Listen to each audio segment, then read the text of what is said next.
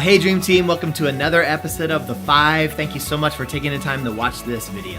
Hey, we just started 21 Days of Prayer yesterday. And what a great day to kick it off. We started our new series called Frequency, all about hearing the voice of God. So if you missed this Sunday, go back and listen to that podcast. And I think it'll be really helpful for you as you begin to explore, how do I take my ability to hear the voice of God to a different level? So good. And I think one of the important things that we try to do in our own personal life as we're coming into these 21 Days of Prayer is really identifying a target. Like, hey, what is it that I feel like God wants to do in my heart and in my spirit, maybe in my family or in my marriage? But what's the specific thing that I'm really wanting to get out of this time and that I'm praying in faith and believing for? So we'd encourage you to do that as we head into this season of praying all together.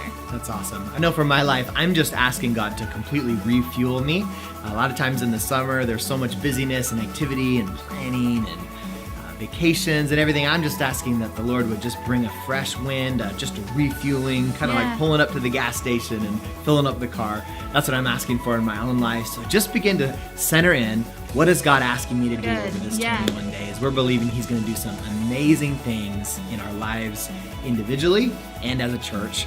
And hey, I wanted to tell you about a couple exciting announcements, a couple exciting leadership shifts that are taking place coming up as we head into the fall.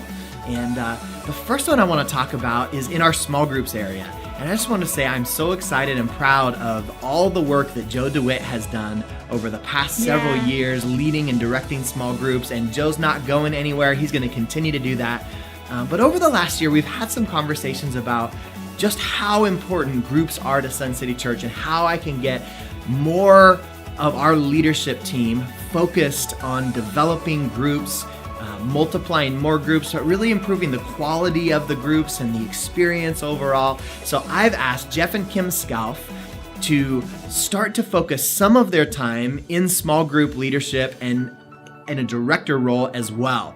So they're not going to be leaving First Impressions. They are going to be asking some of our First Impressions team to step up and step into some new roles and carry some weight, but you'll still see them in that role on Sunday mornings for a while. But I'm also having them shift their focus over into the small group part, and they're going to be working together with Joe along with Jenny Spiedek, and the four of them are going to kind of make a small group direction team. It's going to be amazing. They're going to be gathering together with the small group coaches, and we're just praying for a whole new level of teamwork to begin to gel in our small groups and serve all of our small group leaders at a whole new place so we can pastor all of the people in Sun City Church as well as those that are coming in all from the city.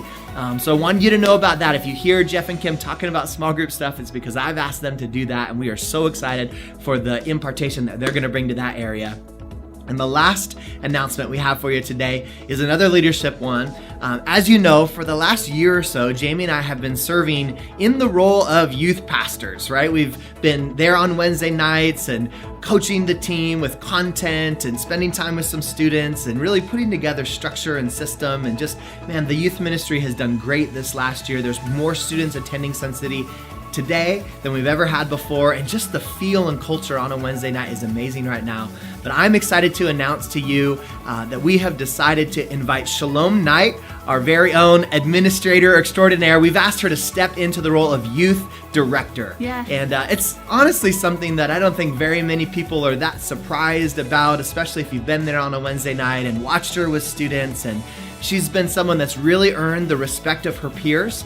And I spent time with the youth staff this last Wednesday and announced it to them, and all of them were like, okay, duh, we knew this was going to happen. And that's really what we were looking for whenever you make a leadership change, right? It's one of those things, you don't like to shock people into it, but it's one of those things that really settled into the hearts of the staff a long time ago, and they were all expecting it. And man, it was so powerful. They praised her, they got around and prayed for her, and I think there's just going to be a fresh momentum in the youth ministry as she settles into that.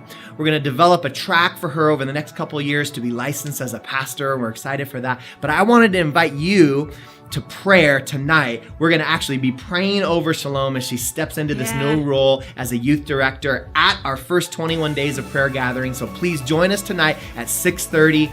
We love you. God bless you. Thank you so much for watching this video.